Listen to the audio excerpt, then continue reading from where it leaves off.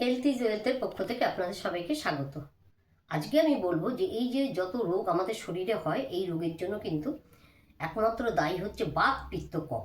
এই বাত পিত্ত কফ যদি আপনারা সমতা বজায় রাখেন, তাহলে কিন্তু কোনো রোগ আপনাকে আক্রমণ করতে পারবে না।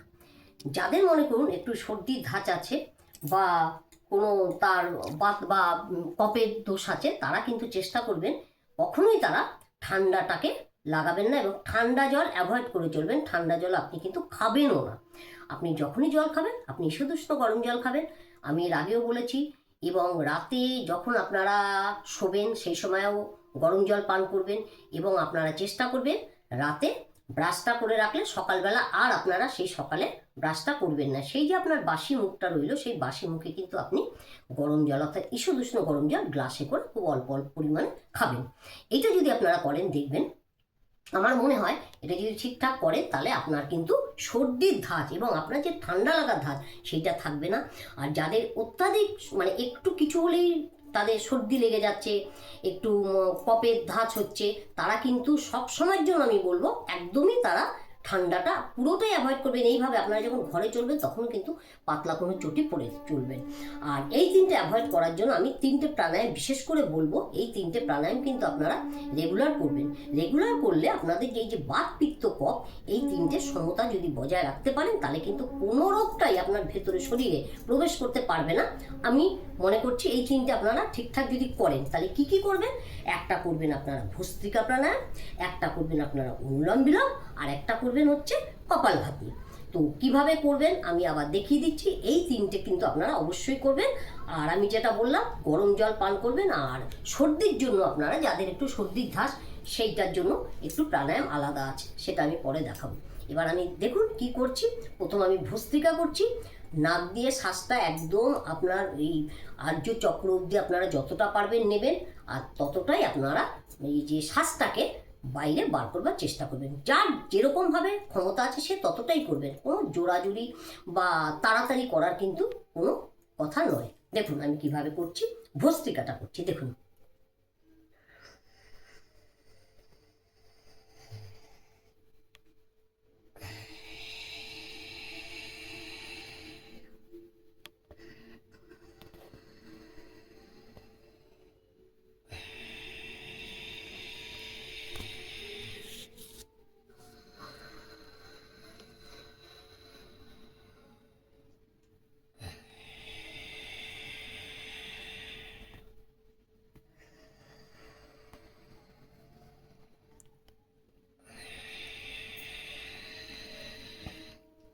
অর্থাৎ যতটা শ্বাস পারবেন ততটা আপনারা ধীরে ধীরে ধীরে ধীরে নেবেন। যতটা, কোনো তাড়াতাড়ি কিছু নেই। এটাকে বলা হয় ভস্ত্রিকা। এইভাবে করবেন। করার পরে একটু সূক্ষ্ম ব্যায়ামটা করে নেবেন। আমি দেখিয়েছি এর আগেও। অর্থাৎ এটা একটু রিল্যাক্স আপনারা বলতে পারেন, কিন্তু রিল্যাক্সের মধ্যেও কিন্তু আপনার যে হাতের মনে করুন এখানে অনেক সময় যন্ত্রণা বা ব্যথা, যেটা বললাম বাতের জন্য হয়, সেই জিনিসটা কিন্তু আপনার হবে না।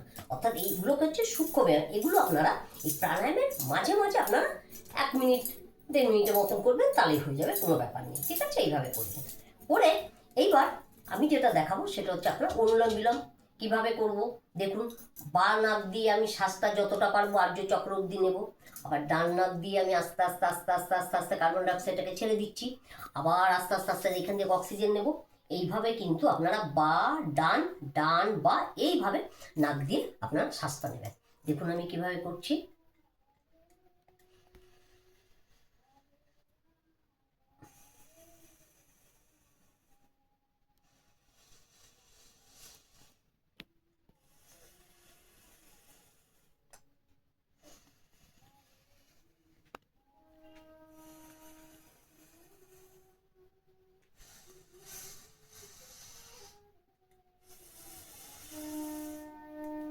এইভাবে আপনারা চেষ্টা করবেন মিনিট 5 করার জন্য। অর্থাৎ বানাক দিয়ে শুরু করবেন, শেষটাও চেষ্টা করবেন বানাক দিয়ে ছাড়ার। কিন্তু যদি কেউ ডান্নাক দিয়ে শেষ করেও ক্ষতি, তার জন্য কিছু হবে না। তবে চেষ্টা করবেন বানাক দিয়ে ছেড়ে শেষটা করার। আচ্ছা, এইবার আমি যেটা দেখাবো সেটা হচ্ছে কপালভাতি। কপালভাতি প্রাণায়ামটা কিন্তু খুব সুন্দর প্রাণায়াম। আপনারা কিন্তু চেষ্টা করবেন খাওয়া পেটে কিন্তু এটা চলবে না। অর্থাৎ যদি আপনারা দুপুরবেলা ভাত খেয়ে ফেলেন, তাহলে সন্ধ্যাবেলা অন্তত আপনারা 5 ঘন্টা মিনিমাম 4 ঘন্টার নিচে আপনারা এই কপালভাতিটা করবেন না। 5 ঘন্টার মাথায় এই কপালভাতিটা করতে হবে, অর্থাৎ খাওয়া পেটে থাকলে এইটা কিন্তু হবে না। আর সকালবেলা যদি করেন তাহলে তো আপনার খাওয়া থাকছে না। অনেকে আছে যে আমার সময় নেই, আমি সকালবেলা কি করে করব, কাজে চলে যাব, তাহলে আপনি সন্ধ্যাবেলা করুন। দেখুন আমি কীভাবে কপালভাতিটা করছি। শ্বাসটা কিন্তু ছাড়বেন দুনাক দিয়ে, নেওয়াটা কিন্তু আপনি অটোমেটিকভাবে নিতে পারবেন। দেখুন আপনি একটু ফলো করুন আমাকে। হাতটা আপনি পেটে দেবেন, দেখবেন পেটটা আপনার আপ ডাউন করবে। ভালো করে দেখুন।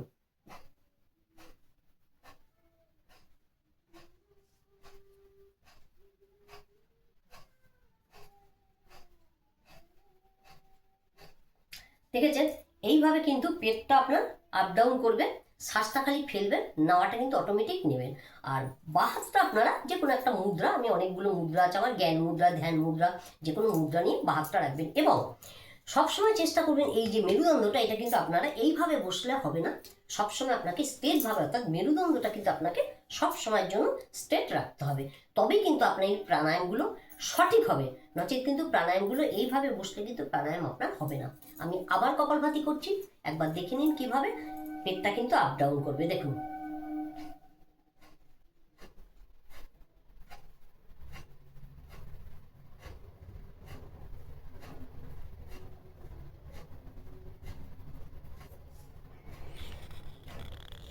সেকেন্ডে একবার করবেন আপনারা যদি পারেন, এটা 5 মিনিট করবেন। এই কপালভাতিটা করলে কিন্তু শুধু যে আপনার অন্যান্য যে কফ বাত পিত্ত সব রোগ হবে সেটা, আর দ্বিতীয় যদি কারোর যদি পেটে অনেক চর্বি একটু থাকে সেটাও কিন্তু আপনার এই কপালভাতির মাধ্যমে কিন্তু নির্মূল হয়ে যাবে।